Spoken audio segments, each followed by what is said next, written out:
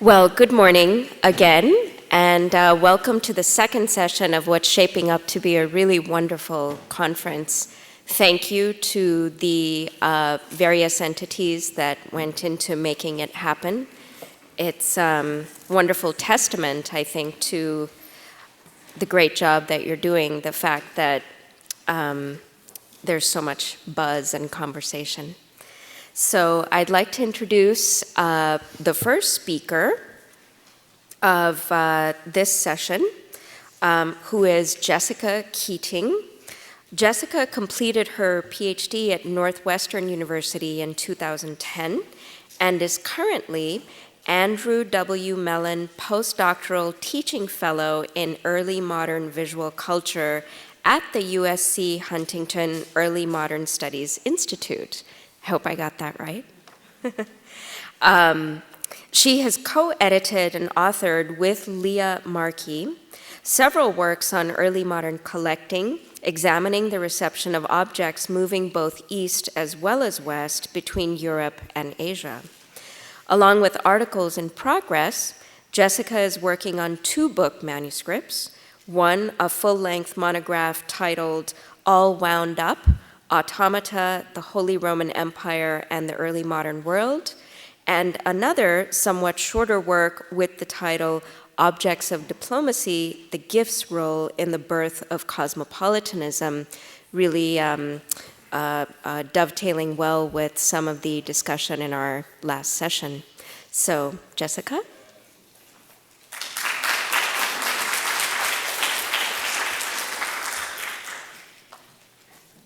Thank you very much, and thank you to the organizers for inviting me to this great conference. I really appreciate it. I want to apologize at the beginning to say that I'm getting over a horrible cold, so if my voice is off, I'm sorry, you'll have to put up with me. All right. Okay, great. This talk is excerpted from a chapter of my book, All Wound Up, Automata, the Holy Roman Empire in the Early Modern World, which I'm currently completing. The book is based on my dissertation, a study of 16th century German automata, self-propelled clockwork objects that were highly figured and precious. Such objects as the Sultan on horseback were almost exclusively crafted by clockmakers in the city of Augsburg, and they were frequently commissioned by German-speaking emperors, electors, bishops, and dukes. The paper I'm giving here today represents a fusion of my interest in the identity of these automata as objects of transcultural exchange and collecting in the early modern period. In a special issue of the Journal of the History of Collections, I've explored the very open qualifying descriptor Indian as it was applied to objects and artifacts collected in early modern Europe.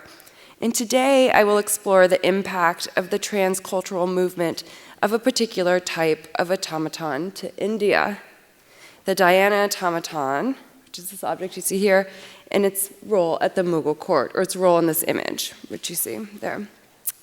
Later on in the paper, by way of conclusion, I will offer some observations on early modern globalism and the impact of this case study on art historical conceptions of meaning and significance across cultures.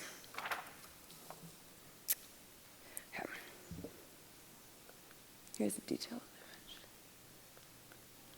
All right. 17th century Northern European archival records and inventories attest to the existence of numerous versions of this object, which is now considered a type. A clockwork automaton featuring Diana, the Roman goddess of the hunt, mounted on Actaeon, who has been transformed into a stag. I show you here next an example from the Metropolitan Museum of Art that dates to roughly 1610. Diana automata were used during courtly feasts. The fact that 25 of these objects are extant and currently housed in museums in North America and Europe testifies to their popularity among European nobility. Typically, Diana automata were used during drinking games. The head of the stag was removed and filled with wine. Once filled, the automaton was wound and set down on the table. The individual before whom the object stopped was then to drink its contents. Most of the extant Diana automata have been examined are programmed to move in a circle roughly 76 centimeters in diameter. Now, it's important to note that Diana Automaton features an unconventional version of the myth of Diana and Actaeon. The basic plot of the myth, which is a tale of a chance encounter gone horribly wrong, unfolds in the following way. While out stag hunting with his hounds, Actaeon, a mortal, happens upon the goddess Diana bathing. She is in the company of her nymphs. Surprised, the nymphs are unable to shield Diana from Actaeon's gaze. Infuriated and ashamed of her exposure, Diana transforms Actaeon into a stag, and he is then torn limb from limb by his canine companions, who no longer recognize him. From antiquity onward, the moment most conventionally depicted by artists from vase painters to Titian was the onset of Actaeon's metamorphosis from a man into stag. Titian's Diana Surprised from 1556 to 1559, which is the first example of a picture depicting Actaeon viewing the bathing scene, is the exception that proved this rule. The Diana automaton departs from the myth in previous representations of it. In this representative example of the Diana automaton type, a golden Actaeon surrounded by his hounds leaps over an array of small cast silver lizards and toads, while a half-clad silver Diana with gold hair, accompanied by a Puto, sits sideways on his back. She braces herself on his neck with her right hand, while her left holds an arrow poised to be plunged into his rump. Here, Actaeon's punishment has been radically transformed. Instead of a death sentence, it is to be ruled by the goddess. In the Diana automaton, Actaeon has not just been reshaped into the prey he sought, he has also lost his freedom. The armed and bare-breasted goddess not only rides him, she has saddled and harnessed him, and she has leashed his hounds. Moreover, unlike nearly all previous depictions, this Diana is not mortified by her nakedness. Her body is laid bare for the viewer, and as a result, the viewer not only becomes a voyeur, like Actaeon, but the illicit nature of the gaze has been neutralized. Now, and the object engages the viewer further yet. Since the automaton requires that Actaeon's head be removed to drink the wine it contains, the viewer becomes the agent of Actaeon's dismemberment. All of these qualities of the object, its role in amplifying the viewer's enjoyment by plying him or her at feasts, its departure from the standard myth, its display of the naked body of the goddess, its placement of the viewer in the role of Actaeon's destroyer, and most of all, its ability to move of its own accord, help to explain how the automaton accrued social and aesthetic value at early modern courts across the Holy Roman Empire in Northern Europe. Now, when we look farther afield to Mughal India and to the court of the fourth Emperor Jahangir, who reigned from 1605 to 1627, we find evidence that this type of automata held appear there as well. Clear evidence of the presence of a Diana automaton at the Mughal court is offered by this imperial Mughal painting, executed around 1620 by the artist Abu Hassan. The primary subject of the painting is an encounter between the Emperor Jahangir, pictured at left, and the Safavid ruler Shah Abbas at right. Now in the Freer Gallery of Art, this painting is usually titled Jahangir Entertains Abbas. Below the two potentates seated on a divan are Jahangir's faithful attendant. Asaf Khan, Jahangir's brother-in-law and one of his principal advisors, stands before the emperor, and Khan Alam, Jahangir's chief falconer and ambassador to the Safavid court, is situated before Abbas. Also in evidence are an array of lavish goods exogenous to the Mughal court, to which I will return to momentarily. Now, so here, I'm talking about these goods here. Now, in addition, there's one extra Mughal object among the others that is not in the foreground. And here, I'm showing you here. And this is the object conspicuously displayed in Khan Alam's left hand, a Diana automaton. Now, how did this Diana automaton reach Mughal India? Now, in order to begin to trace its metamorphosis from princely Habsburg artifact or Northern European artifact to emblem of Safavid Mughal diplomatic exchange, we need to look to the longer history of Indian-German trade encounters. Now, IndoGerman Exchange is crucial to the story I'm here to tell, of course, but I cannot emphasize enough how under-thematized it is in the art historical accounts of early modern encounters.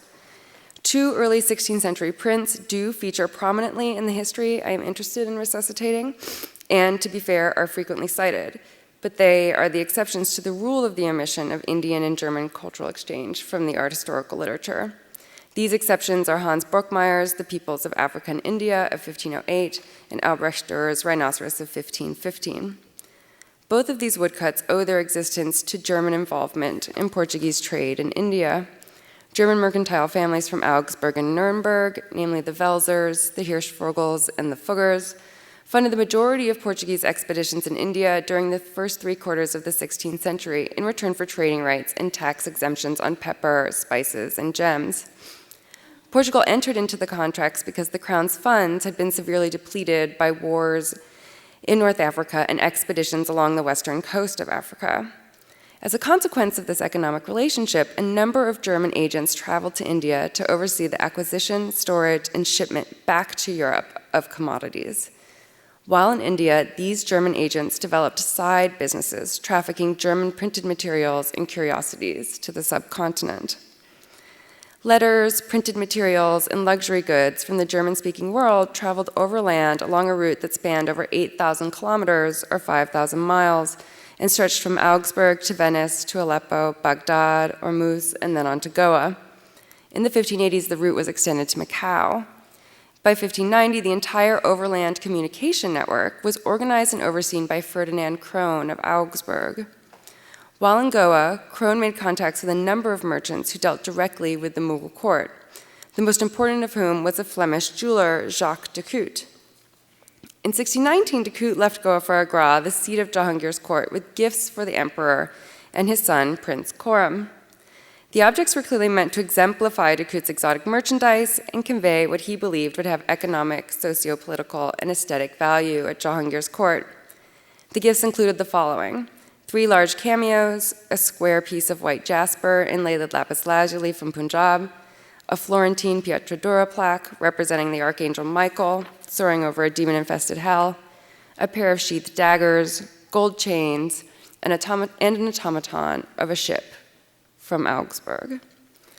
This last item, a vessel, brings us back to the Holy Roman Empire and to the production of automata. A 3-masted, fully rigged, silver-gilt automaton of a galleon now in the British Museum is of a type that was produced in numbers in the Holy Roman Empire in the 16th century. Intended to traverse a long banquet table, the mechanized vessel showcases 2 of early modern Europe's consummate technological advances: shipbuilding and clockmaking, forms of technology frequently involved in encounters between Europeans and non-Europeans in the 16th and 17th century. Now, de Cout was not the first to bring an automaton to the Mughal court, and here I rely on Professor Bailey's work on the Mughal court and the Jesuits' work. Already in 1595, the Jesuit priest Jerome Xavier, the lead missionary of a Jesuit mission to the Mughal court, wrote to the Father Provincial in Goa and pleaded, quote, "For the love of God, send us some good pictures on paper which depict stories such as the life of Christ our Lord, or some saints, and some curious objects which we will give to the king." End quote. The Father Provincial delivered. A year later, Jerome tells us that the Jesuits not only procured and displayed a Christmas crib during the Christmas feast, but they also supplemented it with, quote, "an ape which squirted water from its eyes and mouth, and above it a bird which sang mysteriously, and a globe of the world supported on the back of 2 elephants, and above this a large portrait of King Jahangir, which he sent us when he was a prince. And next to this figure was placed a large mirror at the front of the crib. At the gates were the angel Gabriel with many angels, who were accompanied by placards proclaiming 'Glory to God' or 'Be not afraid' in Persian. Around the Holy Infant in the crib were some sayings of the prophets who pretold the coming of God into the world." End quote. Sorry, should be back here. It would take a whole other lecture to unravel and explain this bizarre, moving, and resonant tableau. What is of immediate interest is that this tableau contained automata, and that they, like the automaton of the galleon, came to the Mughal court via Goa. In these 2 instances were neither the first nor the last time automaton clockwork objects were distributed around Asia from Goa. In 1582, the Father Provincial of Goa presented the Jesuit China mission, led by the polymath Matteo Ricci, a clock intended for the governor generals in the southeastern province of Guangdong and Zhuangxi. It is not unlikely that when the Father Provincial vested Ricci with the clocks, he also sent a clockmaker to Macau with Ricci. In the spring of 1504, Ricci notes that he was constructing clocks with, quote, a Canary Islander who came from India, black-skinned, end quote. 34 years later, Nicolas Trigault, the Flemish Jesuit procurator of the China mission, was dispatched from Goa with an elaborate and complex mechanized nativity scene that was intended for the Chinese Emperor Wan Li. Trigault described the automaton. It included 3 magi processing before the Christ child laid to sleep in a cradle, the Virgin and Joseph rocking the cradle, an ass and ox turning their heads towards the Christ child, God the Father making benediction, and either continuously descending and ascending angels. Now, given Trigault's description, and given that we know that the automaton was donated to the mission by the Ferdinand Wittelsbach of Bavaria, the Archbishop of Cologne, we can be fairly certain that the automaton sent to China was based on, if not cast from, this Christmas crib automaton, which was housed in the Dresden Kunstkammer. I don't have time to get into exactly why that's very possible, but we can talk about it afterwards if you want. Now, how the German Diana automaton depicted in the Freer Mughal painting made its way to the Mughal court remains unclear. We know that in a 1616 report informing the English East India Company what gifts to send Jahangir, Sir Thomas Roe, the English ambassador to Jahangir's court, mentioned, quote, that Diana this year gave great content. The principal evidence of Jahangir's appreciation for the Diana automaton is the Freer painting of Jahangir and Abbas, to which I now return. Jahangir and Abbas, whom Jahangir called a brother, though they never met, are joined here in an idealized encounter that thematizes their amity in equal standing. Beneath a celestial hemisphere supported by 2 cherubs and symmetrical banks of clouds, the figures and objects are hierarchically arranged against a sky-like background. A shaded area marks the ground at the foot of the divan on which Jahangir and Abbas sit and before which Asaf Khan and Khan Alam stand. Persian verses emphasizing the rulers' harmonious relations appear above and below in cartouches. They read, quote, when the Emperor Jahangir and Shah Abbas, 2 felicitous kings and shadows of God, take to Jamshed's cup, they sit next to each other in fortune. The world flourishes through their justice, and the people of the world are at peace. Friend and brother are worthy of each other. O God, may they enjoy the fruits of each other in good fortune, end quote. Now, the Mughal and Persian emperors are joined here to, quote, take Jamshed's cup, end quote. This is a reference to a cup of divination, an emblem of wisdom and power, and while not present, many other objects are, the identity and provenances of which have been meticulously identified by Richard Eddinghausen and Sharon Littlefield. The black pedestal table with gold edging and the ewer and the 2 large vessels on the table are Italian. The transparent wine glass is Venetian. The small brown teacup adorned with a flowering plum branch is Chinese. The 2 golden objects in the right and left lower foreground are Portuguese. The black trays containing fruit, are Japanese lacquerware. And the gold cup and saucer held by Asaf Khan here are Iranian. And Khan Alam here cradles a German automaton of Diana, the Roman goddess of the hunt, in his left hand. Now, although Eddinghausen describes the subject of the image as a feast between Jahangir and Abbas, we see no ritual gestures of a feast, no eating, no drinking, no music making. The Freer painting is a fantastical image. The shared divan of Jahangir and Abbas, who never met face to face, levitates beneath gravity-defying golden cherubs. A feast for the eyes, this painting is an image that embodies the opulence of the Mughal court in the 17th century, while instantiating courtly gift presentation in early modern cross-cultural exchange. Now, existing interpretations of this image explain the presence of the Diana automaton as a reference to Jahangir's interest in exotic curiosities. Its presence among the many other objects here, all of them exotic, supports this. And yes, the automaton is also different from the other objects shown here. It has been appropriated and serves as much as a xeno-figure or emblem of foreign origin or foreign power to the Mughal ruler as it serves as an internal referent. In the hand of Khan Alam, Jahangir's chief falconer, the automaton identifies him as master of the hunt.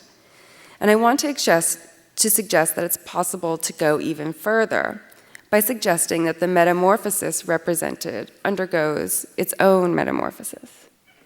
So, at European courts, the automaton was most highly valued because it was self-propelled. One need only consult a drawing of the Diana automaton that appears in the inventory of the Lebokovitz Kunstkammer to see that the wheel carriage of the objects has been exaggerated.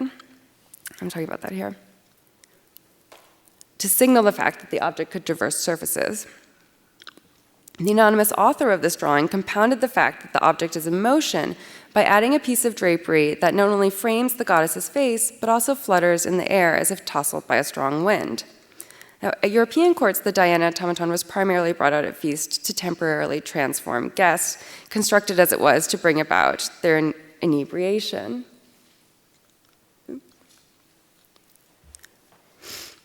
The depiction of the automaton in the Freer miniature makes no reference to the fact that the object could move of its own accord. We see no wheels, it's not placed on a surface. Like the falcon in the ambassador's right hand, its motion is arrested.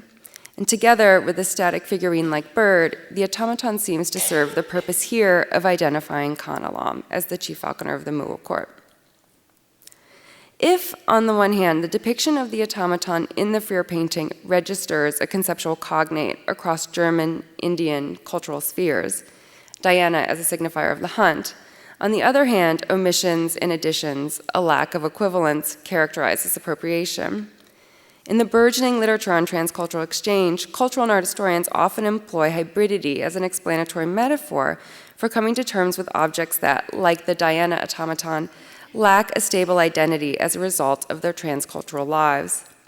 Now, hybridity is a complex concept, to be sure, and time does not permit me to offer a fuller account of its shifting uses as it comes down to us from Homi Bhabha's work and has been reiterated and deployed by such scholars as the art historians Carolyn Dean and Data Leibson, or Thomas DaCosta Kaufman, or the visual anthropologist Christopher Pinney, all of whom have contributed to the sustained vibrancy of the term for analytic purposes. Now, echoing, though likely without knowing it, Chris Pinney's essay on the always already hybrid nature of European culture, South Asian historian and philologist Sheldon Pollock occupies a radical and now widely accepted position on the ever-presence of hybridity. Quote, "There exists," he writes, "no cultural agents that are not always already transcultured. The cultural materials being transformed are already hybrid themselves. And like the transmitter, the receiver culture too is something always in process and not a thing with an essence," end quote. Now, while I agree that objects and persons who cross cultural borders confound definition and are always in process, I'm less inclined to use the term hybrid here, where the concept of metamorphosis seems more apt. Now, let me make clear that although the Diana automaton does not overtly represent a metamorphosis in process, the myth of Diana and Actaeon, which is a myth about an encounter, a myth about the transformation of one thing into another in space and time, embodies the essential themes of metamorphosis, and as a result, is useful for thinking about metamorphosis as a metaphor for describing objects with transcultural lives. Now, hybridization and metamorphosis are, to be sure, conceptually linked, but they differ in crucial ways. In addition to the problematic racial freight the term carries, hybridity entails the seamless fusion or joining of two opposing identities. In metamorphosis, however, identities remain in flux. The dynamic of metamorphosis depends on the continual oscillation or potential for oscillation between states. Actaeon is man and deer, not a centaur with a divided identity. Metamorphosis and hybridization also differ in terms of their chronicity. The notion of hybridity assumes simultaneity, while metamorphosis is sequential, much like the rhetorical self-presentation of an automaton, which unfolds sequentially. Since it unfolds over time, metamorphosis encompasses multiple states of alteration and transformation. A passage from Ovid himself offers a radiant parallel. Nestled in his account of Arachne and Minerva, the poet describes the two women working swiftly and deftly at spinning, dyeing, and weaving to produce a range of colors, quote, as when after a storm of rain, the sun rays strike through, and a rainbow with its huge curve stains the wide sky. Though 1,000 different colors shine in it, the eye cannot detect the change from each one to the next. So like appear the adjacent colors, but the extremes are plainly different, end quote. Now, to summarize and conclude, in this talk I've spent a great deal of time worrying about the relationship between a German clockwork object that represents Diana, goddess of the hunt and agent of Actaeon's metamorphosis, and that was produced in numbers for Northern European nobility in the years around 1600, and a Mughal painting produced for the Emperor Jahangir in around 1620, in which an ambassador to Jahangir's brother, Shah Abbas, holds such an object. What, I have asked, can this painting, executed in Mughal India, tell us about the function and value of the Diana automaton beyond its point of origin in the Holy Roman Empire? I began with an examination of the Diana automaton and a consideration of why it accrued social and aesthetic value at Northern European courts. I then moved east to discuss other automata that circulated in South and East Asia during the period in question. And ultimately, I turned to the Freer painting to explore how the presence of the automaton in it signals a transformation of the object's social and aesthetic value.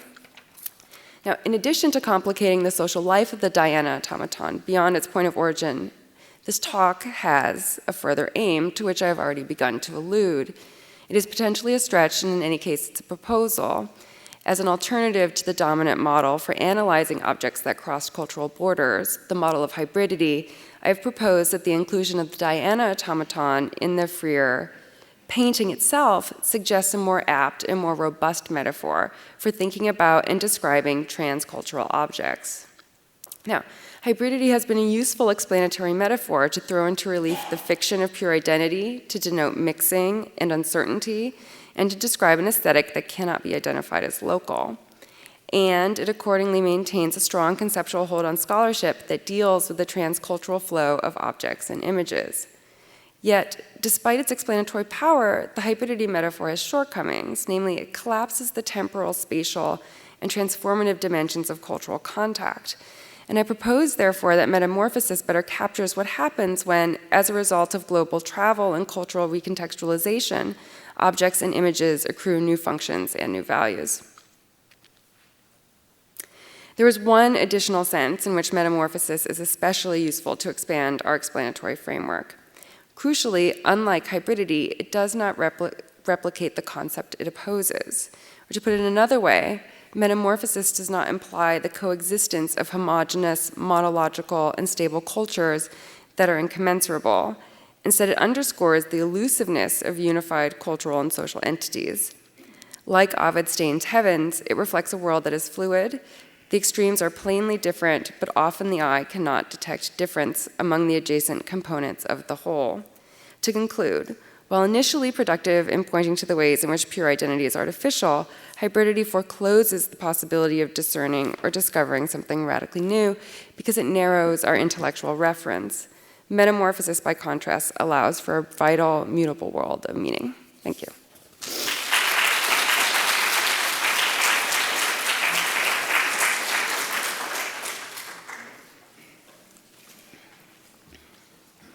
Yeah.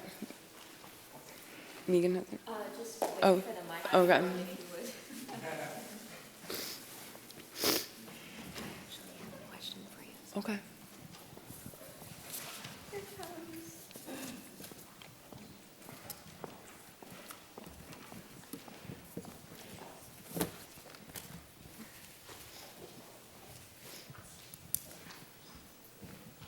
Thank you, Jessica. I have a question following your calling attention to the topic of metamorphosis, and it deals with medium.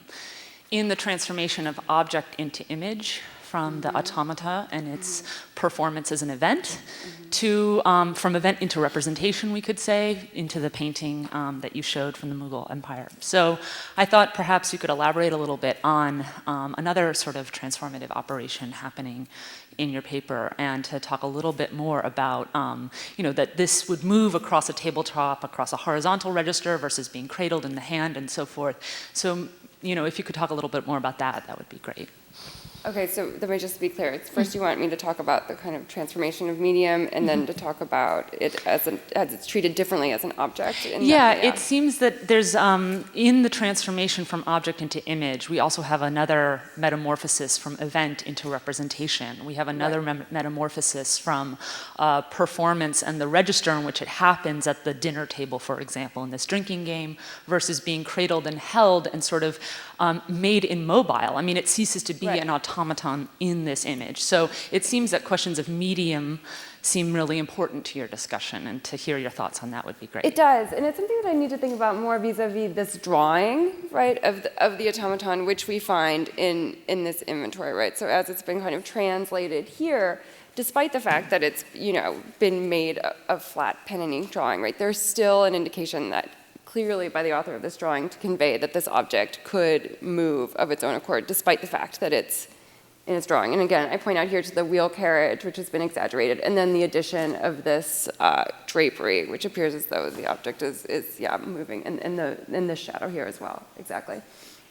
And here, what I find so interesting, and it's a small image, but what I find so interesting in this instance is that there's absolutely no indication to try to even convey those things in the image. And actually, the fact that it's being held and arrested, and also kind of vis-a-vis this falcon, right, which has also been arrested in this living thing, which is treated as a static figurine as well, I think is underscores the kind of the way in which the object itself has been immobilized and has then been transformed and it has been given a new function in the context. Absolutely. I need to think a little bit more about its transformation into a painting, but it's good. Yeah, thank you. I think the life of the picture is very important, and what was really going on between the Mughal and Safavid empires that may help explain, at least in part, why this object was there. Khan Alam is an interesting figure in that he actually headed an embassy to the Safavid court, and I'm just wondering if, the relations between the Mughals and Safavids were changing quite a bit. And actually, in the context of the map that you showed, initially the, one of the avenues of transmitting the objects, I'm wondering if this particular object might not have been something that began actually, is it possible that objects such as the automaton were also something that ended up in Iran, not just in India? I think it's very likely that they did, absolutely. And then they probably came, I think there were a number of ways they could have gone. And we do have records of clocks, German clocks being at the Safavid court. And the one scholar who's written on this, Otto Kurtz, has speculated that they came via the Ottoman Empire, because the Germans were giving... The Safavid or the Ottoman? The clocks that were found at the Safavid court, Otto Kurtz speculated, came from the Ottoman Empire. They were German clocks and automata that were at the Ottoman court and then were transferred over to the Persian court. So yeah, there is indication that these objects had stops along the way and a number of different agents that were moving them through. And something that I've been thinking about exploring is the kind of influence of Safavid courtly arts on Mughal courtly arts at this, or it's something I wanted to kind of learn a little bit more about.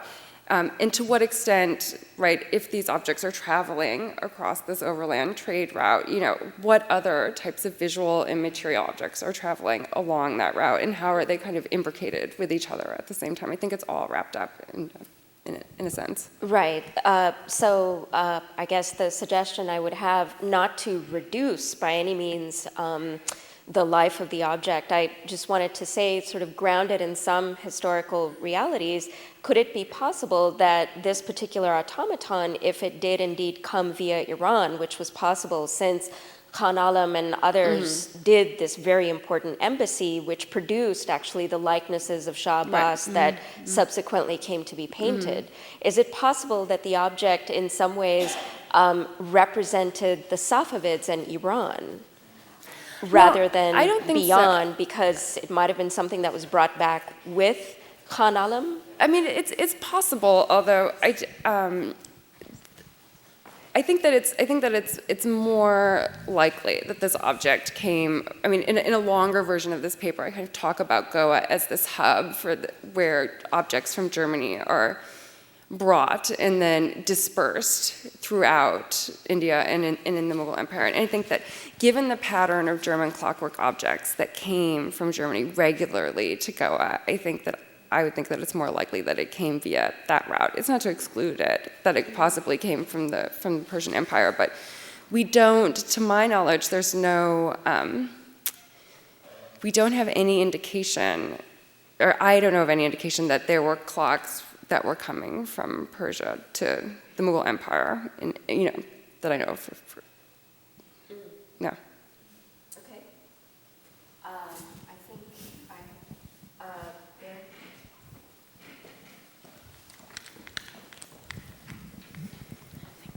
Hi, do you know if this picture documents an exchange or gifts just going one way? And if it's gifts going one way, is it functioning in some way as a receipt? Right. Oh, well, it's a fantastic. So Jahangir and Abbas never met face to face. So it's a fantastical image. So I think that if we were to ask, what exactly it represents, I think it represents a kind of reception at court, but one that never ever happened. So there's no indication that. So I saw a hand over here. Yes, the gentleman there. It's right next to you. Hi. The thing about Ovids Metamorphoses is that transformation occurs on a very physical level, and metal workers were thinking about that as a metaphor often in Europe for their own work, that things were melted down and took on different forms. And here you don't have that kind of physical transformation happening in the same way. I mean, we heard in Claudia Swan's talk that objects often after they were gifted were melted down and used for bullion. So I'm wondering about the kind of limits of the metaphor of metamorphosis, because there's a way in which this object, or any object, could circulate back to Europe and perhaps shed a lot of its values. Meaning that metamorphosis in some ways never happened to it, never underwent the kind of transformation that it couldn't shed.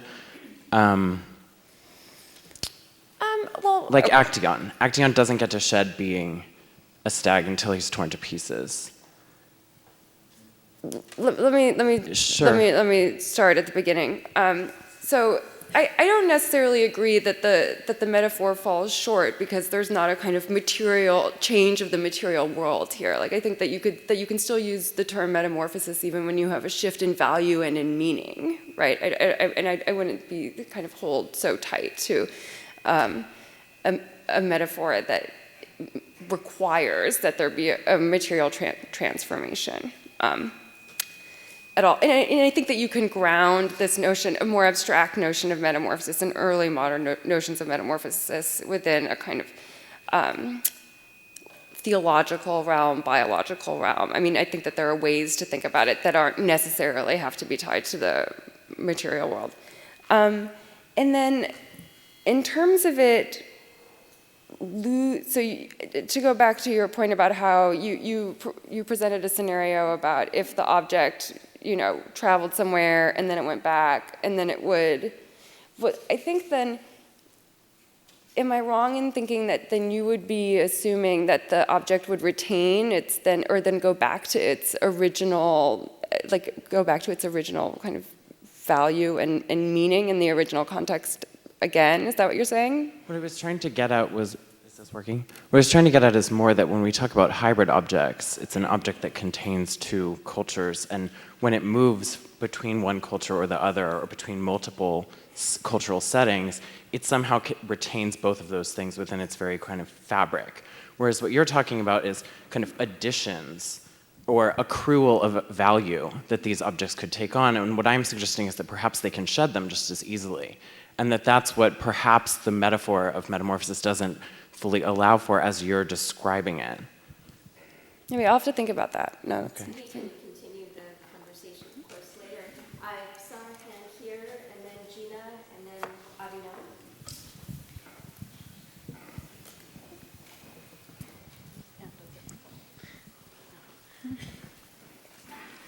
Thank you, Jessica, for your wonderful talk. I had a question. I remember reading a particular account by Heron of Alexandria, who actually has this fascinating account of sort of descriptions or instructions of Automaton that has a figure of, I think it was Apollo and a bunch of nymphs circling around him and water sprinkling from where Apollo is, and just absolutely fascinating account. I remember there could have been a possibility that instructions by Heron could have been illustrated, and I was wondering if I'm wondering if that text by Heron was basically have transmitted all the way down to the Renaissance period in the 16th century and into the 17th century. And thinking about that in that context, I'm wondering if there's any instructions, like a written account of the way in which the Diana automaton was made. And I was wondering if people in India would actually receive this gift, then were there any questions or demand how to make this kind of automaton, because they're so fascinated by the way in which it operates? Mm-hmm. Well, to answer several of your questions quickly, would be that yes, Hero of Alexandria was translated and into a number of different European languages in the 1580s, and it was widely read. Yes. And Hero did provide some instructions on how to make automata, but there's been work, not by myself, but by other scholars who have said that many of the objects that Hero designed, many of them were unrealizable. They couldn't have actually been practically produced. We don't have any instructions, to my knowledge, about how the Diana automaton was made. None written down, no. And then, what was your final question? Yeah. And so my final question was there a demand for maybe if it's not in this case, but maybe in other automata, for example, were there any demand of instructions on how to make these kind of objects from people from completely different cultures? Later on in the 17th century, I believe there was, but not in the 16th or early 17th century. Yeah. So, I think we have time for the two questions the people I promised. So, Gina, and then Thank you for that wonderful talk. And I had sort of similar thinking and concern about the sort of limits and possibilities of the concept of metamorphosis, and sort of thinking about how that could be complementary to hybridity, not necessarily just alternative. But in this case, I think there is a limit to it, as was earlier mentioned. But if you want to actually elaborate on this particular painting to make it work, you might actually have to think about all other foreign goods that are represented and how that sort of representation actually works with or against the automaton itself, and how that representation actually differs from other goods. And another question I have was sort of similar to what Alka was raising about the object's recognition by the Mughals or in the Mughal court as the German. Like how much of that would have been registered?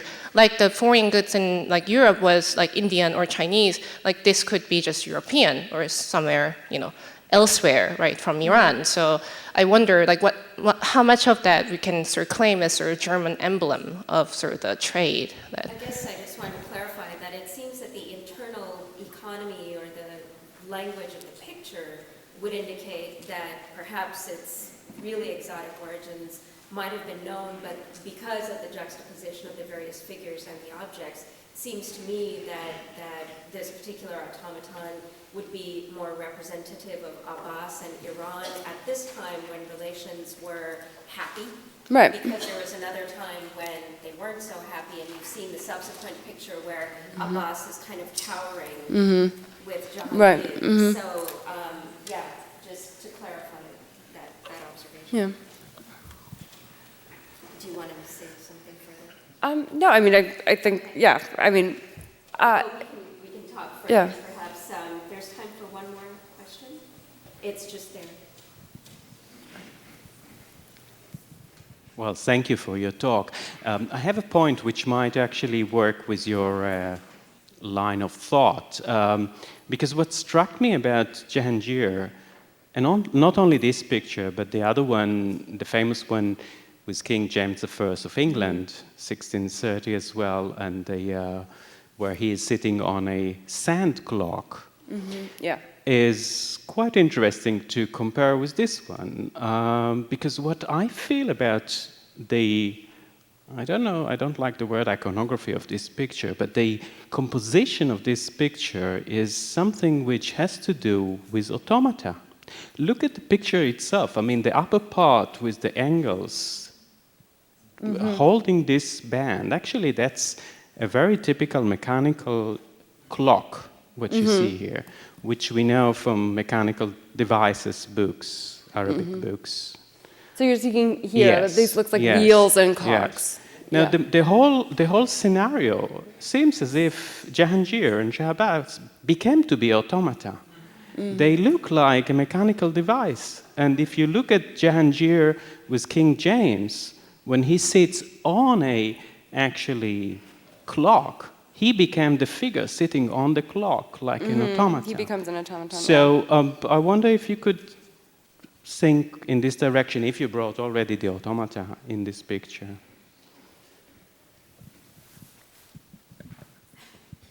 Well, it's an interesting comment, and it would be something which, in tandem with the James I miniature, would be, I think, fruitful to explore, to think about.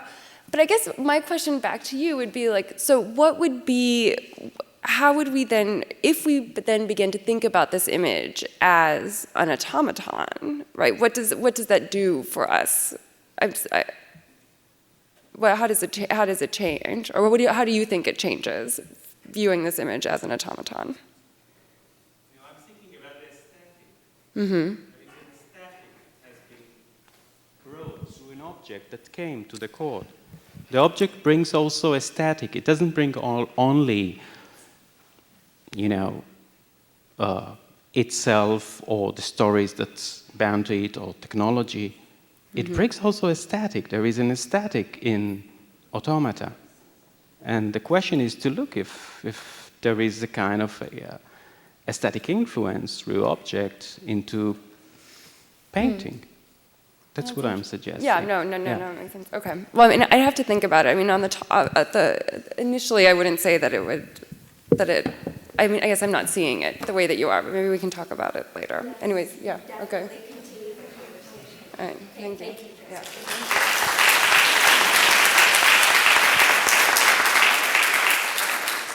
Our next speaker is Chanchal Dadlani. Chanchal received her PhD in History of Art and Architecture from Harvard University in 2009. After a Mellon postdoctoral fellowship in the Department of Art History and Archaeology at Columbia University, she joined the Department of Art at Wake Forest University as assistant professor, where she teaches the history of Islamic and South Asian art and architecture. The primary focus of Chanchal's research is on the early modern Islamic lands and South Asia, with an emphasis on Mughal visual culture, among other things, and her work has been published in Ars Orientalis and Art Forum. Currently, she's preparing a book manuscript titled From Empire to City: Architecture as History in 18th Century Mughal India. Chanchal?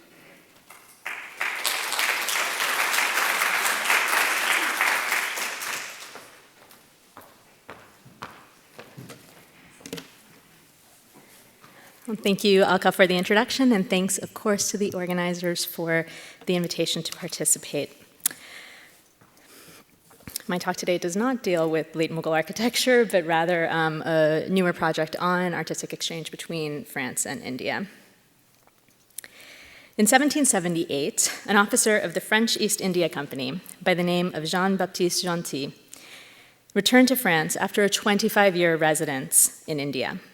During his tenure in the subcontinent, Gentil had become a high-ranking military officer and a special advisor to the Mughal vizier, Shujā ad-Dawla.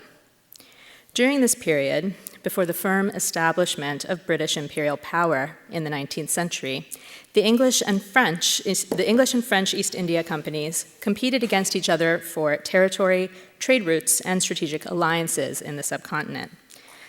Like many of his fellow European officers, Gentil built a substantial collection of Indian manuscripts, which he deposited to the Royal Library at Versailles upon his return to France.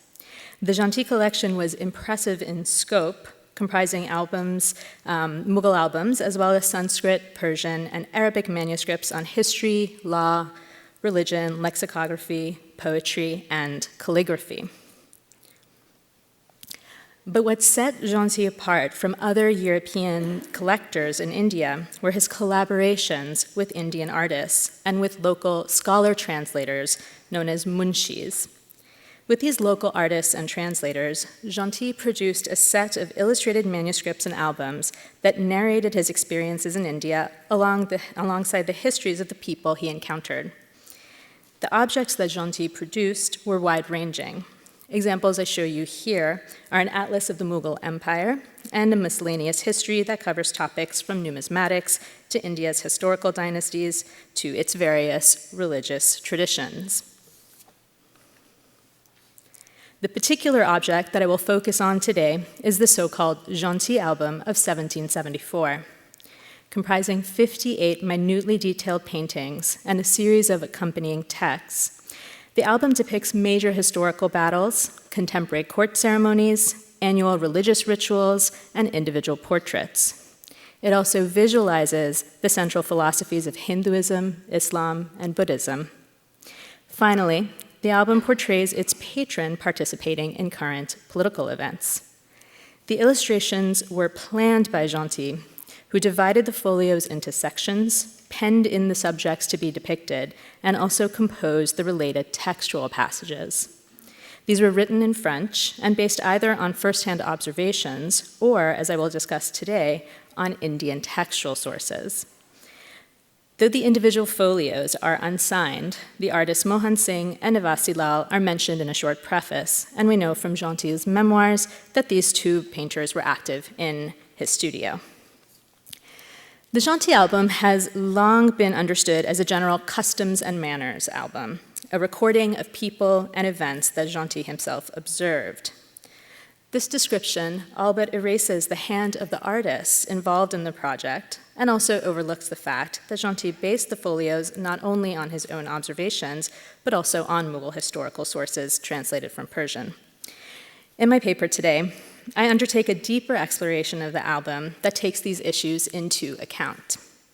I consider the collaborations between Gentil and the artists in his employ, and the ways in which the paintings function not merely as illustrations, but rather as visual translations that could operate independently of or in concert with text to offer French audiences the means to encounter Indian society.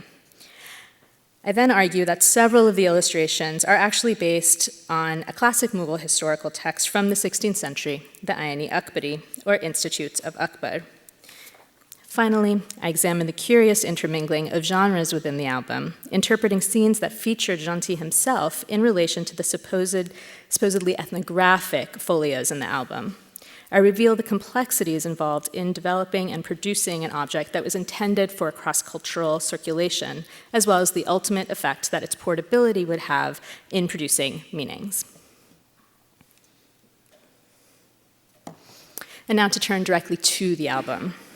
Though produced by Indian artists, the paintings in the album mark a clear departure from the conventions of Mughal painting.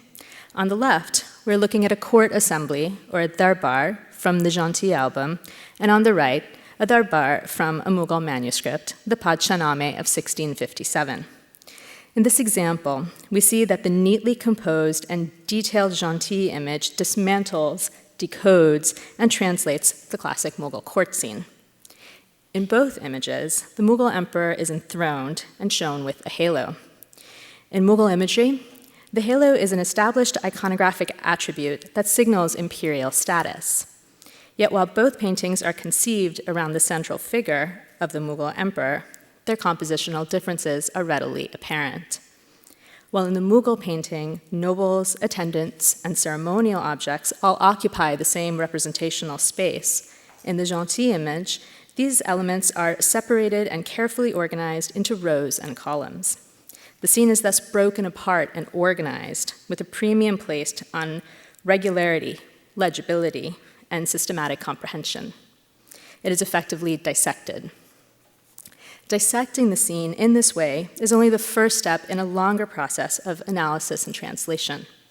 Gentil also relies on textual labels to elucidate the image.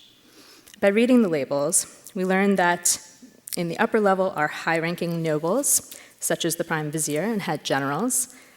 Below them are important palace officials, including the head of the artillery, the chief secretary, and the imperial librarian. In the third register are palace keepers, from the keeper of the palanquins to the head gardener. Finally, in the lowest register are important ceremonial objects. From left to right, these are the standards of imperial honor given by the emperor to select nobles, examples of a fixed throne, an imperial tent, and a portable throne. The chhatri or parasol, so we're here now, which signifies the imperial presence, and finally the drums and horns that make up the ceremonial band. Textual glosses produced by Gentil are not instrumental in explicating the scene, but rather provide a level of specificity that would otherwise be missing. Besides these textual glosses, numerical labels in the image correspond to a fuller commentary, which we see on the right here, in which Gentil provides additional information. He explains, for instance, that the ceremonial band can only be played in the presence of the emperor. We might understand the impulse to catalog and describe as a product of Enlightenment-era classification processes. However, images such as this also echo the structure and content of Mughal sources, and as I've mentioned, my analysis of the album has revealed multiple references to the 16th century Ayani Akbari. In the 16th century, when the newly founded Mughal Empire was expanding into the Indian subcontinent under the leadership of the Emperor Akbar, his prime vizier, Abu Faz, compiled a multi-volume encyclopedic text with statistical and narrative descriptions of India, covering topics from Indian geography to the central tenets of Hinduism. Abu Faz then built upon the information he had collected by detailing the administrative apparatus of the Mughal Empire itself. Gentil appears to have drawn upon this narrative in forming this picture of the Mughal court, which closely aligns with an explanation of the system of rankings found in the Ayani Akbari. And indeed, in his textual commentary, Gentil informs the reader that Mughal court posts were first developed during the reign of Akbar in the 16th century. The Ayani Akbari also appears to have served as the basis for this image, representing the creation of the four major Hindu castes. To quote the Ayani Akbari, the Hindu philosophers reckon four states of auspiciousness, which they term varna. At the creation of the world, the first of these classes was produced from the mouth of Brahma, the second from his arm, the third from his thigh, and the fourth from his feet. Correspondingly, at the center of the painting sits the Hindu god Brahma, with each of the four castes springing forth from his mouth, shoulder, leg, and foot. And from the accompanying Gentil text, we learn that in his hands he holds the laws to be passed down to each of these groups, and we learn more about their individual responsibilities. And again, this narrative unfolds in a way that does not cite, but mirrors the Ayani Akbari. The Brahmin caste, featured in the upper right corner, are said to be responsible for the study of and teaching of religious texts. The Kshatriya castes, seen in the upper left, are a ruling class responsible for governing and protecting society. The Vaishya caste in the middle band oversee agriculture and commerce, and the Shudras, seen primarily along the bottom of the image, are employed in such various activities as serving the other castes, working in metal or wood, selling honey, milk, and ghee, and making art. Again, sorry, I didn't write it. Again, the text and illustrations seem to take their cue from the specificity of tasks named in the Ayni-Akbari. A final example will firmly underscore the strong connection between the Gentil album and the Ayni-Akbari. This folio, with various types of jewels, is one of the most frequently published folios from the album, and in fact is only one of about only 3 or 4 that are published, and has been used as the basis for its categorization as an 18th century European ethnography. Yet even this folio, I contend, is based on the Ayni-Akbari. Among its short chapters, there's one on the jewelry of India. This chapter contains no fewer than a list of no fewer than 41 items, each followed by a brief description. So we have on the list, for instance, Mor Benvir, an earring in the shape of a peacock, which you can see over here. Rather than functioning as a mere catalog of types, then, these images of the Mughal court, the Hindu castes, and of something as seemingly everyday as jewelry actually visualize and animate one of the foundational texts of Mughal history. The ethnographic impulse discernible, the arguably ethnographic impulse discernible in the Gentil album can thus be traced as far back as the 16th century and the imperial expansion of the early Mughals. It is not surprising that 2 centuries later, the Ayni-Akbari drew the interest of European scholars, translators, and collectors affiliated with the French and English East India companies. The most famous of the early translations, by Francis Gladwin, was sponsored by Warren Hastings, the Governor General of India, and completed under the auspices of the English East India Company. The Ayni-Akbari would become known as the ultimate administrative manual for an empire seeking to establish itself in India.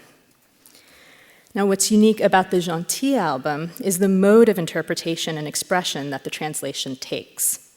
Whereas the other early translations of the text are not illustrated and were aimed at scholars and administrators living in India, the Gentil album deploys images to such an extent that it virtually buries the text on which many of its images are based, and seems ideally suited for a more general audience.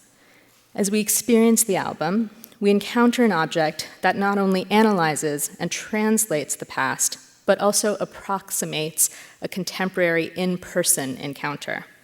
In other words, the album comes to stand for an encounter between a French audience and a set of Indian subjects.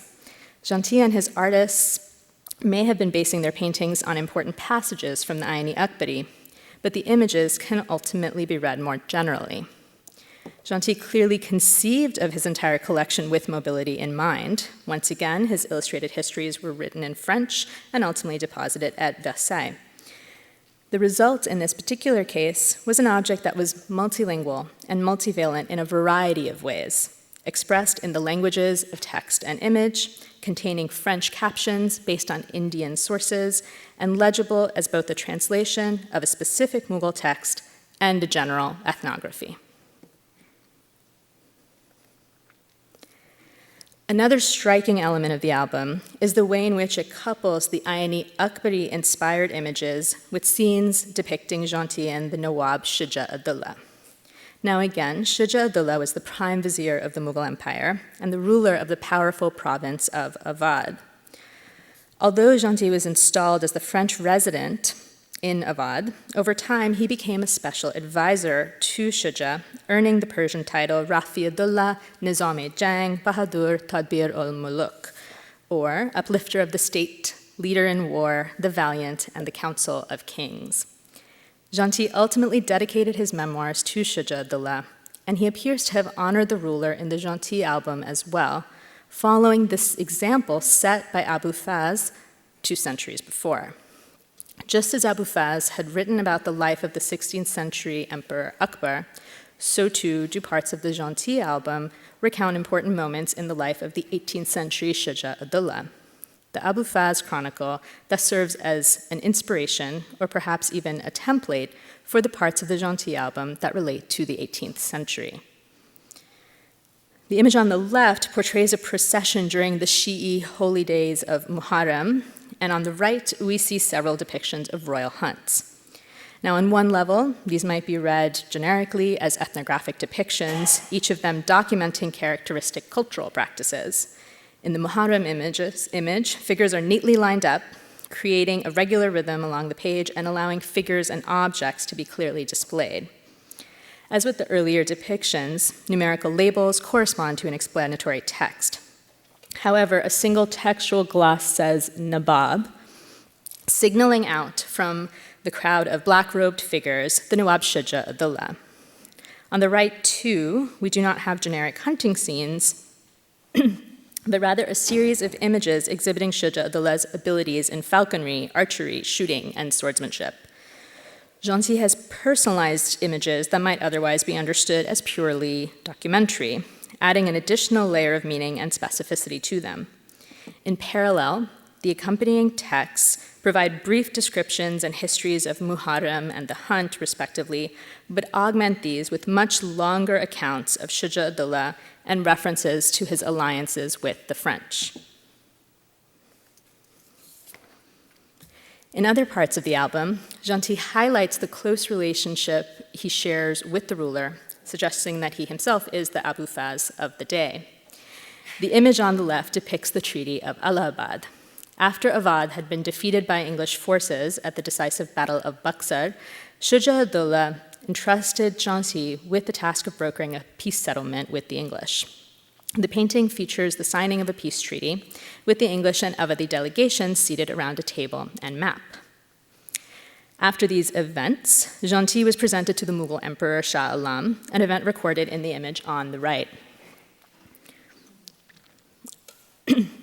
Shah Alam is seated atop a palanquin, a halo and chhatri indicating the imperial presence, so over here, while Gentil and Shuja Abdullah stand beneath him. Shuja Abdullah reaches out to touch Gentil's hand as he offers the emperor a ceremonial coin. This gesture underscores the fact that Shuja Abdullah is making the introduction and is the connection between the French officer and the emperor. This image both provides a point of entry for the accompanying text and serves to reinforce it through visualization. From the commentary, we learn that Gentil had been invited to join the imperial court, but had refused for two reasons. One was that he would be more useful to the French if he stayed in Awadh, but the second and related reason was his close relationship with the Nawab. Thus, both types of image, those that are based directly on the Ayn-i Akbari and those that were loosely inspired by it, feature Gentil prominently.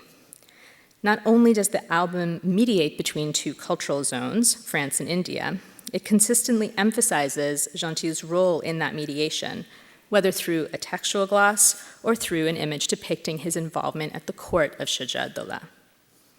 In its emphasis on the importance of Gentil, whether as a translator, informer, or subject, the album serves as a visual corollary to Gentil's correspondence and other writings, in which he always emphasized his embeddedness in Awadh and his broader knowledge of Indian society. In a letter to his superiors from 1773, for instance, Gentil asserts his ability to provide reliable and thorough intelligence about India. His repeated use of the word témoignage, which invokes observation, testimony, evidence, and accounting, echoes the methodology, as it were, that we see in the Gentil album. Gentil also highlights his privileged position at court in his Memoirs of India. The memoirs are dedicated to Shuja Abdullah, and in the text, Gentil boasts about the crucial role he played as an advisor to the ruler. Besides this political alliance, Gentil claims an additional connection to India through his Indo-Portuguese wife, Teresa Velho, whose family had historically had close ties to the Mughal court. Therefore, the passages of the Ayn-i Akbari that are translated in the Gentil album are shifted from the train of a temporally removed historical narrative and instead are drawn into a broader contemporary project of representation and self-fashioning. As I conclude, I would like to briefly engage the question of how we might fit Gentil into a broader history of objects that circulated between Europe and India at this time. For one, Gentil and his collection highlight a noteworthy present period of French scholarly and cultural activity in India, and urge us to think about connections between French and British India. Gentil was an associate of Abraham Anquetil du Perron, the famed French scholar who had lived in India from 1754 to 62, and who was known for his translations of Indian sacred texts. After Anquetil du Perron's return to France, Gentil regularly corresponded with and obtained manuscripts for him. And the scholar represents Gentil's connection to broader French epistemological endeavors. Another important contact was Antoine Paulier, the Swiss soldier, collector, scholar, and sometimes affiliate of the English East India Company. Paulier was part of the circle of European scholars and collectors who were active in Lucknow beginning in 1775, when Shuja Uddaullah's son and successor Asif Uddaulah moved the capital of Awadh to that city. This period of Awadhi history and the cultural activity of figures such as Paulier, Claude Martin, Richard Johnson, and Jan Zaffany have been well researched and documented, and Paulier would have served as a link between Gentil and this circle. And I show you an image on the right that's kind of always pointed to for sort of showing the multicultural collecting community in Lucknow. But again, one of the points that I would like to stress is that the role that Gentil played in producing the album and related texts actually sets him apart from some of his contemporary and slightly later scholars and collectors. As I've argued today, the Gentil album not only traveled from India to France, but also blurred the boundaries between collector and maker, moved fluidly between ethnography and history, and forged continuities between the Mughal Empire of the past and the changed landscape of Mughal India in the 18th century. Thank you.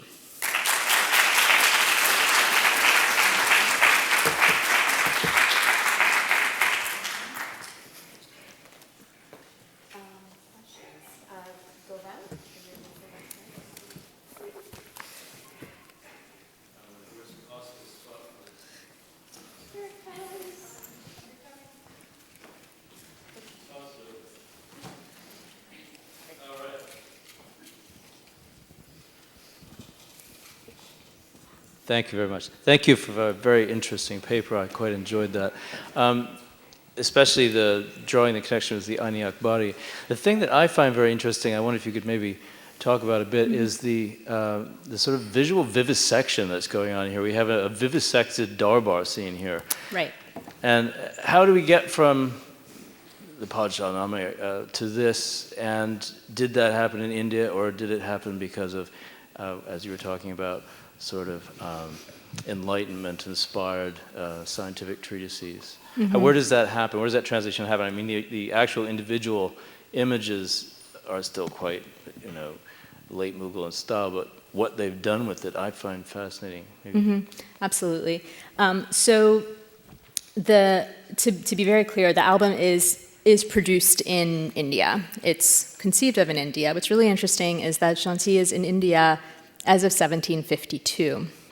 And what's been a little unclear is the extent to which you could consider him a scholar coming into India versus someone who became a scholar after his time in India.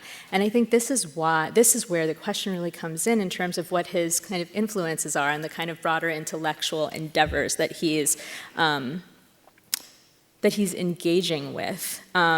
So there's another kind of set of examples, or another commission that he's associated with. It's called the Palais Indien. It's a set of architectural representations, and those actually kind of fuse together Indian and European techniques of representing architecture. And there we know that engineers of the French East India Company are in India, they're working in India, there are all these examples that are circulating.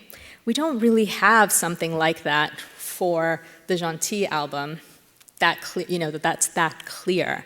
I guess the other thing to do would be to kind of look back in time and see what is present in the Mughal imperial libraries that gets kind of shifted to Awadh as the empire becomes decentralized. But we know that corpus pretty well, and there's really, and maybe some of my colleagues here can tell me, there's nothing really that I think would be kind of an inspiration for this. So it's very... and the botanical drawings, because those would be something to look at, but the ones that I've seen that are looked at as kind of comparative material for the naturalistic paintings and drawings that get produced in Mughal India don't take this format, right? So and that's why I really think it's worthwhile to think about the Ayani-Akbari, because the Ayani-Akbari, parts of it, it's a series of charts, right? So it's not that strange, actually, to think that Gentil would visualize this kind of grid as a visual manifestation of the kind of charts and the the Ayani-Akbari is a series of tables and charts, right? So the leap from that Mughal source to what we see here, I think, is not a huge leap. At the same time, because I think we are trying to kind of rethink what it means for objects and people to circulate, and we don't really want to kind of assign a point or a place of origin for something like this. I wouldn't want to cut off altogether the idea that there is a kind of Gentil and French dialogue happening, but so far I really haven't been able to find that he comes from that kind of milieu, or that he's actively engaging with it during that those decades that he's in India.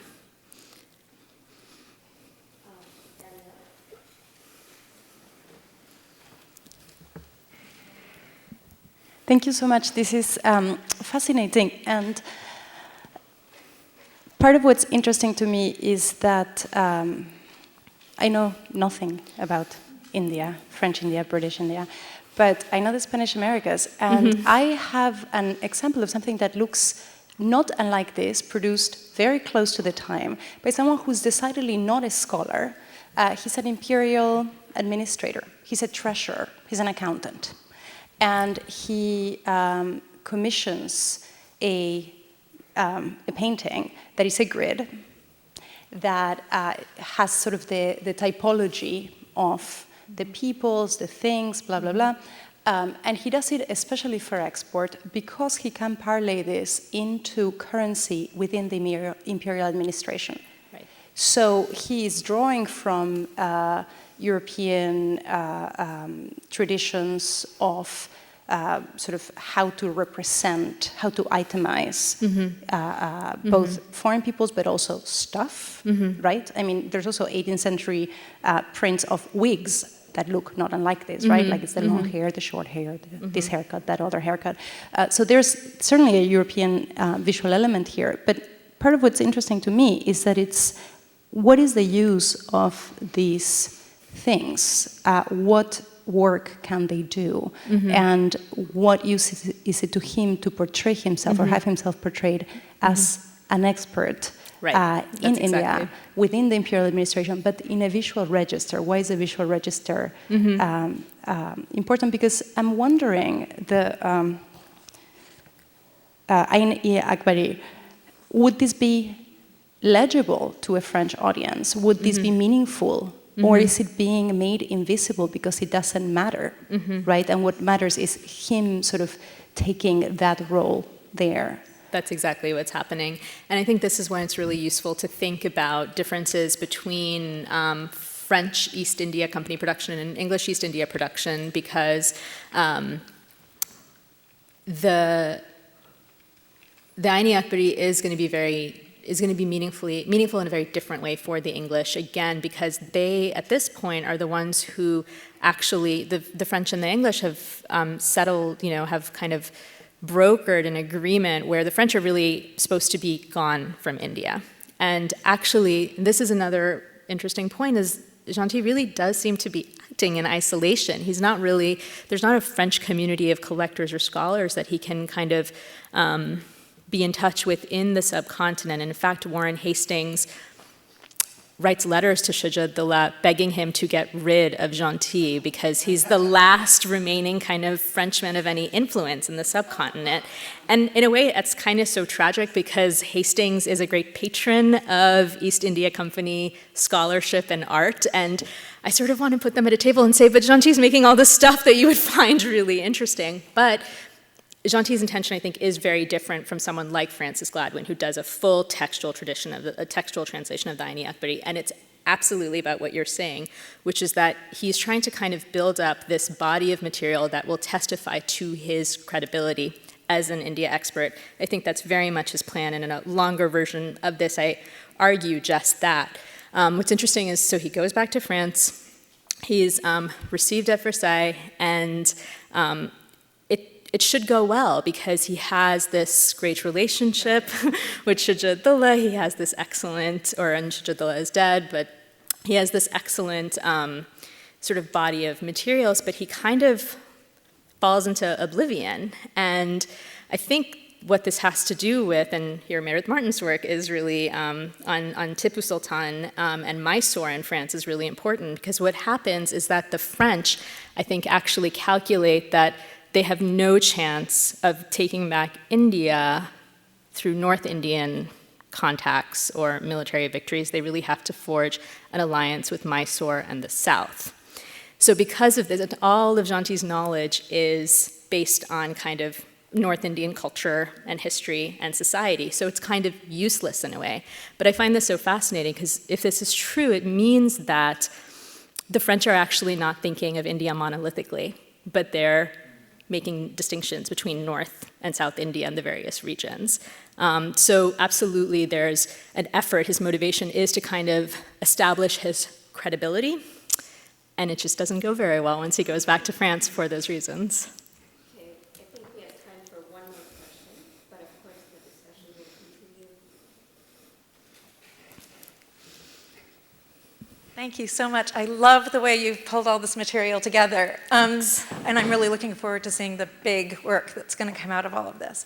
You mention it and you allude to it, and I don't know if it's actually a deliberate thing. Is the Gentil album emulating or in any way drawing on the tradition of the Name? Insofar as the Aini-Akbari is part of the Akbarname. So I think that it is in that way. And so I think there is a slippage. And at a certain point in the paper, and if you're familiar with the material, you'll see this. I move between talking about the Aini-Akbari and then the Abu Faz Chronicle in general. And so I think that's why in the album we see both these dissected images, but then we also see images that do seem to actually be related to longer textual narratives, full prose narratives, not keys, not legends. So I think both the Akbarname and the other names are influencing him, as well as the Aini-Akbari. And I wonder if it is actually the Akbarname, because the Aini-Akbari is one book of a multi-volume chronicle, the Akbarname. So I think that maybe the album as a whole might actually embody what we see in the Akbarname as a whole, not only in the Aini-Akbari, and that's something.